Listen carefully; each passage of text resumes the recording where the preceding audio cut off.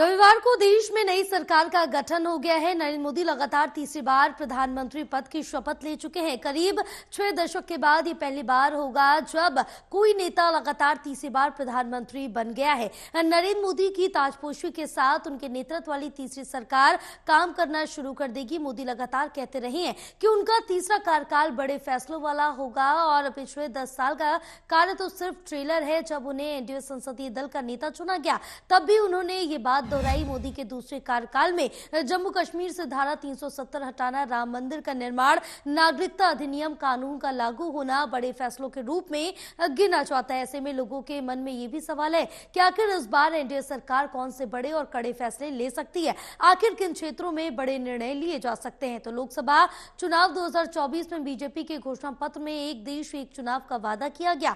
नरेंद्र मोदी समेत बीजेपी के तमाम बड़े नेता इसे लागू करने की वकालत भी कर रहे हैं। दरअसल नरेंद्र मोदी ने 2019 के स्वतंत्रता दिवस पर एक देश एक चुनाव का जिक्र किया था। तब से अब तक कई मौकों पर बीजेपी की ओर से एक देश एक चुनाव की बात कही जाती रही है। देश भर में सबके लिए एक समान कानून बनाना बीजेपी के एजेंडे में रहा। पार्टी ने 2024 के घोषणा पत्र में इस विषय को रखा। भारतीय जनता पार्टी ने 2022 में हुए उत्तराखंड विधानसभा चुनाव में इसे मुद्दा बनाया था और चुनाव जीतने के बाद इसे लागू भी कर दिया। अब बीजेपी के नेतृत्व वाले एनडीए के तीसरे कार्यकाल में समान नागरिक संहिता को आगे बढ़ाने पर भी जोर दिया जा रहा। हालांकि इसके लिए सहयोगी दलों का समर्थन जुटाना बड़ी चुनौती होगी। यूसीसी के मामले में जेडीयू ने भी कहा है कि इसमें सबकी राय जरूरी है। नरेंद्र मोदी अक्सर अपने भाषणों में भारत की वैश्विक नेता के रूप में स्थिति को मजबूत करने पर जोर देते रहे हैं। अपने तीसरे कार्यकाल में मोदी की विदेश नीति के लक्ष्य होंगे संयुक्त राष्ट्र सुरक्षा परिषद में भारत के लंबे समय से